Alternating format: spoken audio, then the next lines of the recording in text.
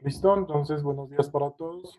Vamos a iniciar la clase de hoy, miércoles 8 de julio, en el horario de 12 del día, de la asignatura física fundamental teoría, ¿no?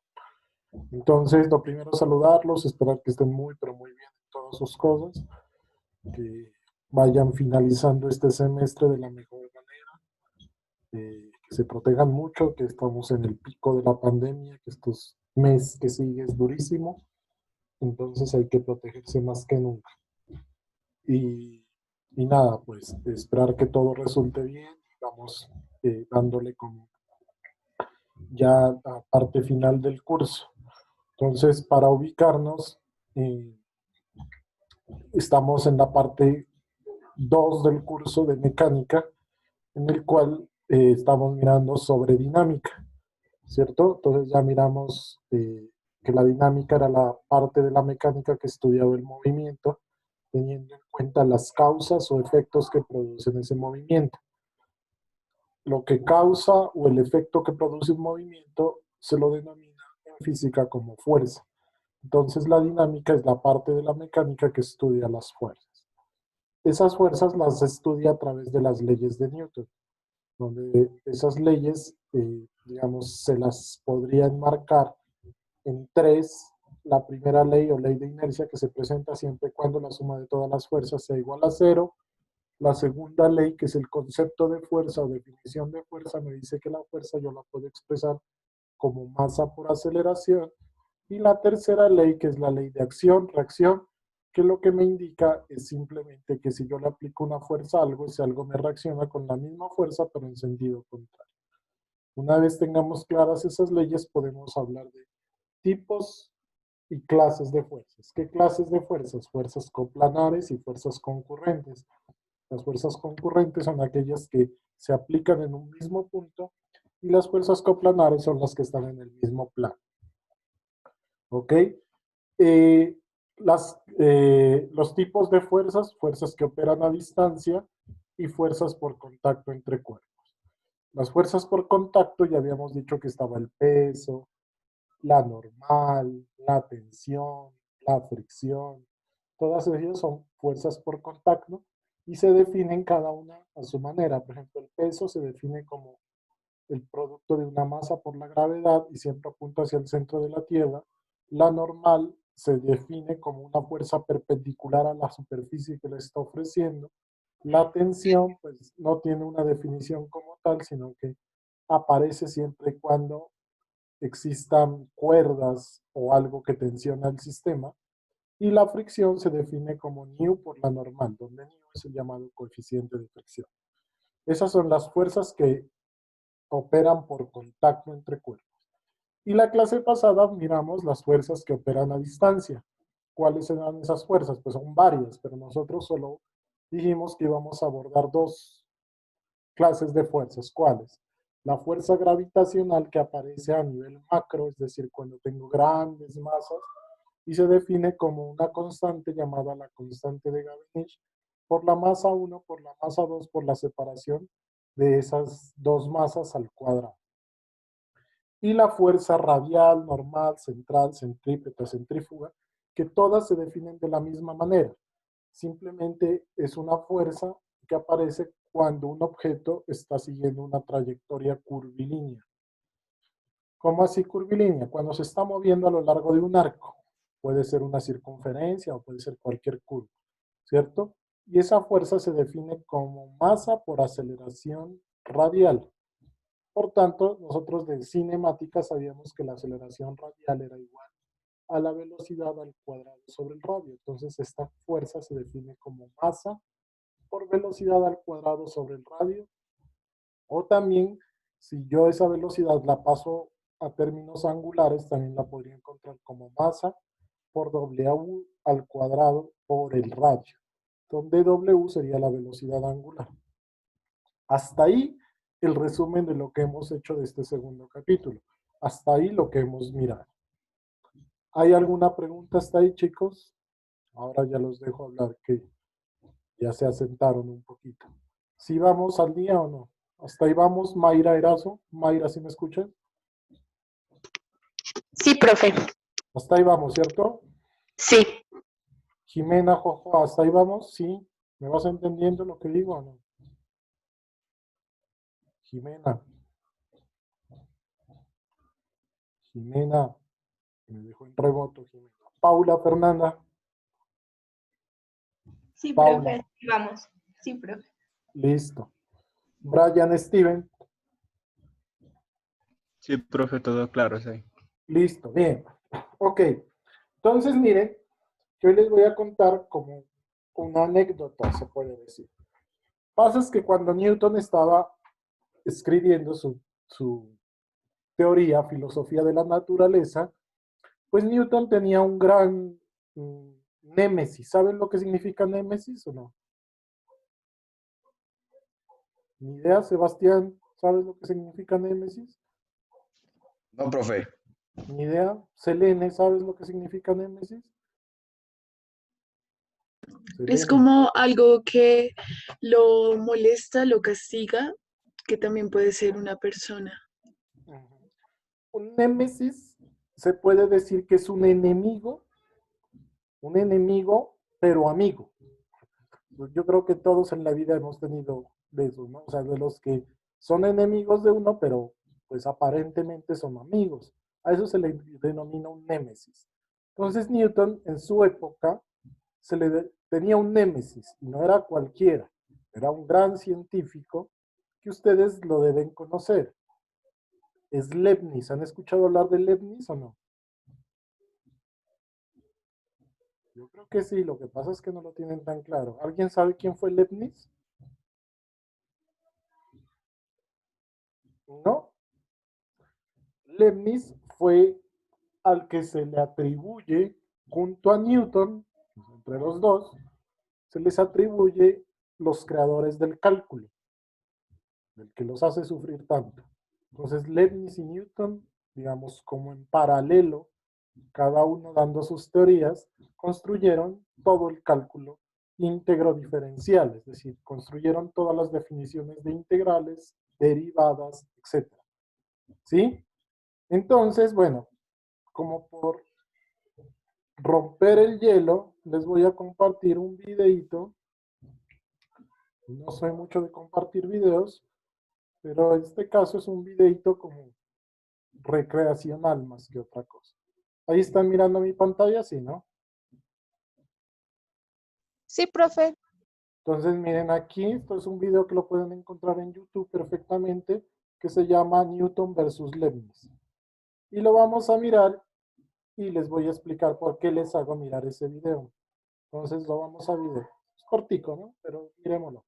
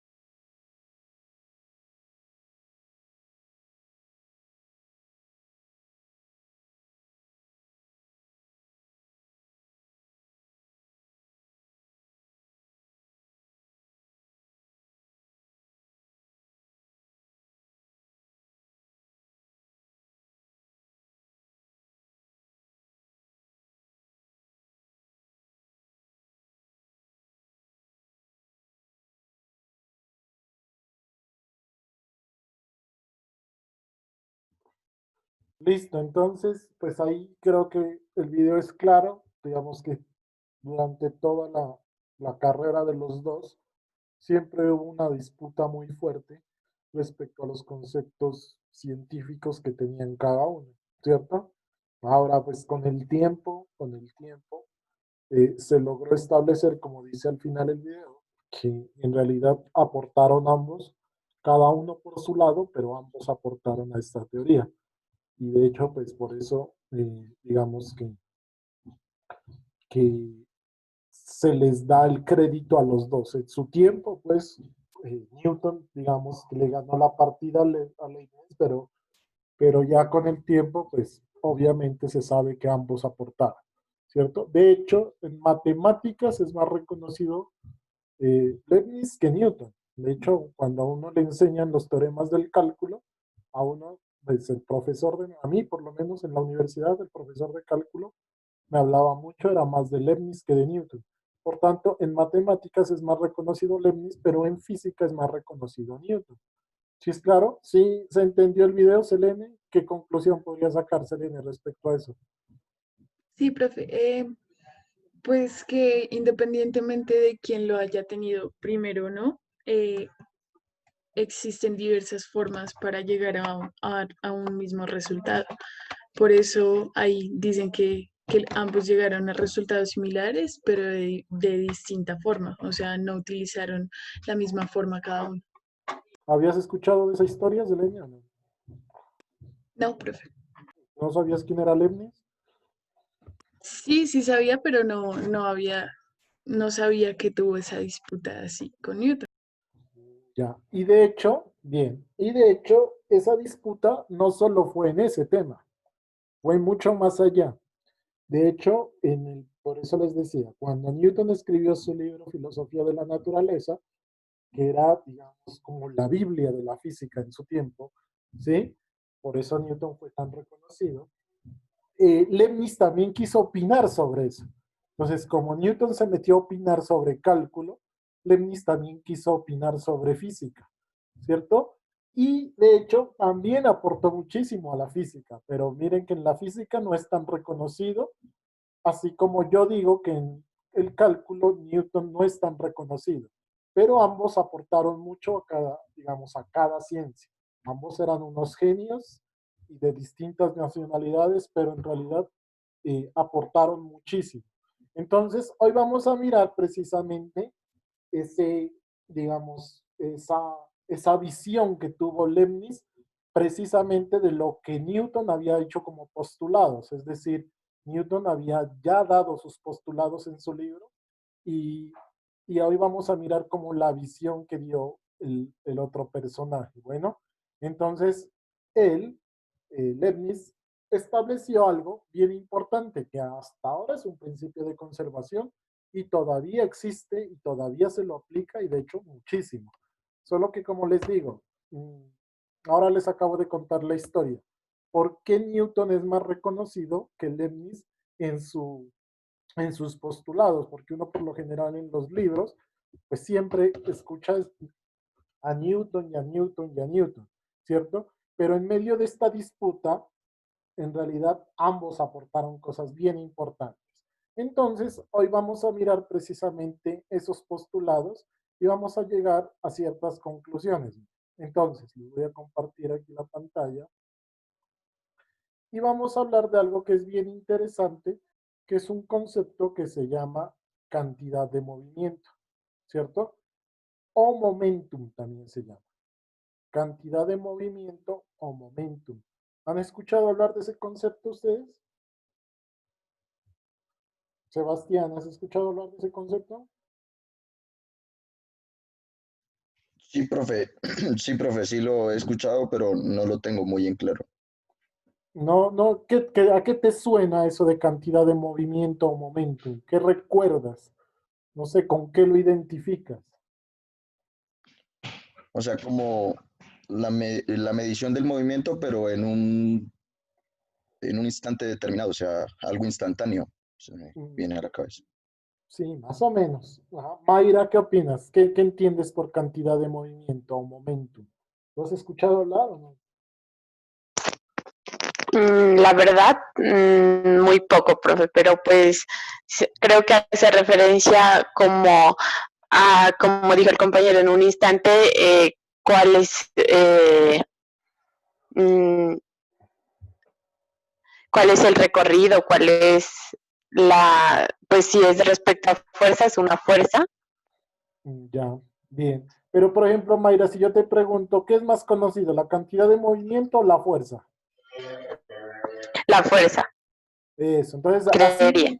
así mismo son como los conceptos que yo les decía. Mire que la fuerza es un concepto de Newton y aparece implícitamente en las leyes, ¿cierto? La cantidad de movimiento es otro concepto, ¿cierto? Profe, Eh, Cuéntame, Selene. pues yo no sé, yo he visto en este programa de Nat Geo que muestran la física desde videos graciosos de gente que se cae y todo eso. Pues creo que relacionaban como que el momento, siempre hablan del momento, como cuando la persona lleva muchísima velocidad y pues le gana, se cae en lo que esté haciendo y lo relacionan con el peso de, no, bueno, la masa que ellos llevan, porque dicen que, pues que siempre dicen como que era muy pesado, era una persona grande y como iba muy rápido, porque iba en patines o en bicicleta haciendo piruetas o algo así, su momentum era mayor y lo hacía caer. Ajá. Sí, está Algo bien. así, no sé. Sí, el concepto está bien. O sea, sí tiene que ver con la masa y con la velocidad, la cantidad de movimiento, el momento. Selene, si a ti te pregunto, ¿tú dónde estudiaste en el colegio? ¿Cómo, Sí. profe? Perdón. ¿Dónde estudiaste en el colegio? Y acá en Bogotá, ¿En qué colegio? ¿Cómo se llama? San Bartolomé. San Bartolomé. ¿Buen colegio? Sí, ¿no? Sí, ¿Te dieron qué era cantidad de movimiento? ¿Tú recuerdas ese concepto? más o menos, ya no me acuerdo mucho. ¿Y recuerdas que te dieron el concepto de fuerza? Sí, De fuerza sí te acuerdas muy bien, ¿no? Pues, pero sí. el de cantidad de movimiento, uno no lo relaciona. Es como, mira que eso tiene que ver mucho con la importancia que hasta el mismo profesor le dé a las cosas, ¿sí me entiendes? Entonces uno como que, las leyes de Newton las enseña como con toda la, digamos, con toda la energía, con toda la dedicación del caso y como que uno trata de que a los estudiantes se les quede eso, porque en realidad pues a Newton es que se lo reconoce en la ciencia. Pero lo otro también uno debe de enseñarlo con la misma motivación, pero yo lo digo por mí. Cuando yo lo aprendí, por ejemplo, en el colegio, así, pues yo ni sabía la relación que existía eso, ni entendía por qué aparecía ahí, porque en realidad, pues uno como que lo ve como un tema aislado. Y ya, pues ya cuando estuve en la universidad, ya entendí que lo que pasa es que, digamos, existió como esa disputa, y entonces es como que si solo tuvieran en cuenta lo del ganador. ¿Sí me entienden? Ahora yo, cuando haga la conclusión de esta clase, les voy a decir por qué al final se lo toma Newton como ganador también en esta disputa, como en esta pelea. ¿Sí? Pero bueno, lo importante acá es que ambos conceptos aportan muchísimo y son muy importantes y están en todos los libros, ¿no? O sea, no es que uno se salte esto, sino que es como la importancia que uno le dé a las cosas, nada más. ¿Ok? Bien, entonces lo que dije a este personaje, como para, como para entrar en esa disputa, dijo, todo lo que hizo Newton en su libro Filosofía de la Naturaleza, pues yo lo puedo debatir o lo puedo replicar, si se puede llamar así la palabra, con un concepto un poco, bueno, con dos conceptos un poco más sencillos. Todo lo que hizo Newton se lo podría explicar si yo defino algo que se llame cantidad de movimiento o momento, explicaba él. ¿Y cómo lo definió o cómo se le ocurrió? Pues simplemente qué pasa cuando un objeto A golpea a un objeto B. Entonces, él lo que se trató de explicarlo es a partir de cómo se define un choque o una colisión también se llama, ¿cierto? cuando un objeto A golpea a un objeto B cualquiera, pues obviamente chocan o colisionan. Pero entonces él trató de explicarlo. Se preguntó qué pasa con eso. Para poder responderse al qué pasa, entonces lo que hizo fue definir, como lo dice Selene, una definición, fue lo que hizo definir una cantidad llamada cantidad de movimiento o momentum. Momentum lineal se llama esto. Porque él lo que hace es imaginarse que esa colisión se va a dar a lo largo de una línea recta. Y esa cantidad de movimiento lineal la definió como masa por velocidad. Miren que es muy parecida a la definición de fuerza. La fuerza, ¿cómo se define? Como masa por aceleración. Pero él, como por llevarle la contraria a Newton, dijo, no, pues eso se lo podría resumir un poco más si yo lo digo que es como masa por velocidad nomás. Entonces ya no toma en cuenta la aceleración, sino la velocidad de la partícula. Y claro, entonces la definió como P igual a M por velocidad. Y de hecho, las unidades de esto, las unidades de la fuerza, ¿cuáles son? ¿En qué se mide la fuerza? Newton. En Newton. ¿Por qué? Pues porque Newton era muy egocéntrico. Le puso a su cantidad su nombre. En cambio, Leibniz, pues por esto yo podría decir que era un poco más sencillo. Creería yo, pues yo no sé cómo serían en realidad, pero creería yo porque él al definir esto no le colocó esas unidades. Él simplemente dijo, pues no, ¿qué unidades tiene la cantidad de movimiento? Pues tiene unidades de masa y tiene unidades de velocidad, es decir, se debería medir en kilogramos por metro sobre segundo. Y ya, a un kilogramo por metro sobre segundo no lo llamó un Leibniz ni nada de eso, simplemente lo dejó como kilogramo por metro sobre segundo.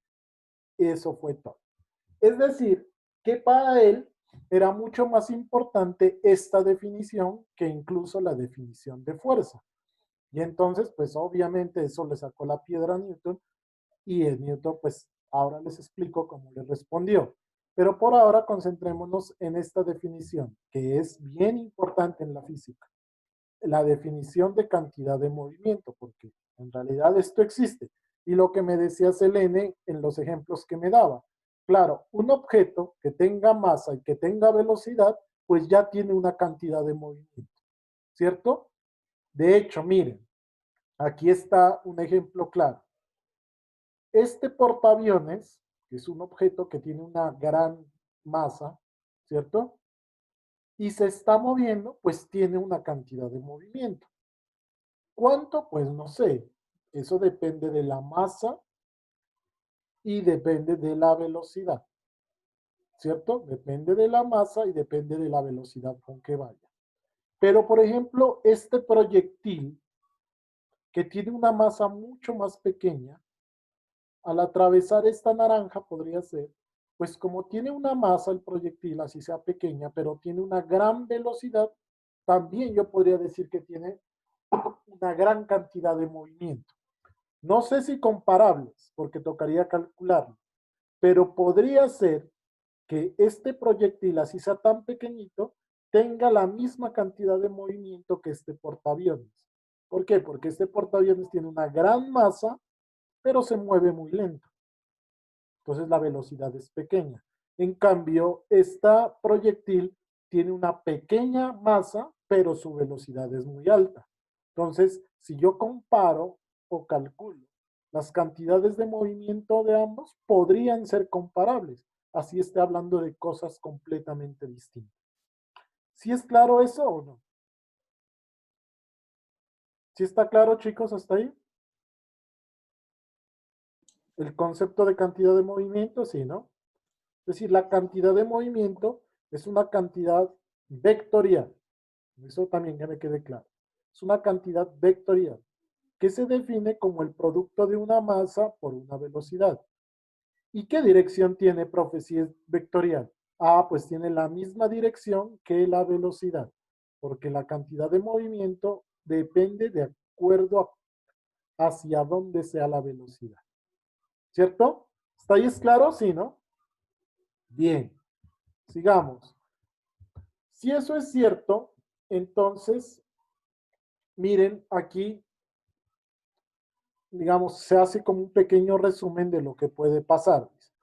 También se le llama momentum lineal a la cantidad de movimiento, o simplemente momento, de una medida de la dificultad de llevar un objeto que se mueve hasta el reposo. Da una medida de la dificultad de llevar un objeto que se mueve hasta el reposo. Por ejemplo, un camión tiene mayor cantidad de movimiento que un coche moviéndose a igual velocidad.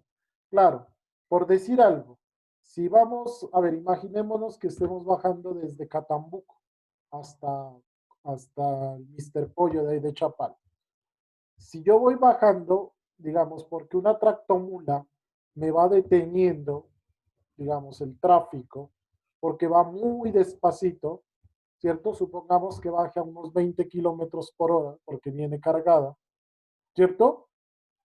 Y atrás voy yo en mi carrito a los mismos 20 kilómetros por hora. ¿Quién tiene más cantidad de movimiento si me estoy moviendo a la misma velocidad? Pues obviamente la tractomula, porque tiene muchísima más masa que el camión, ¿cierto? ¿Y cómo me doy cuenta de eso? Porque usted, ¿qué pasa, por ejemplo, si esa tractomula, supongamos un ejemplo así bien trágico, se choca contra algo?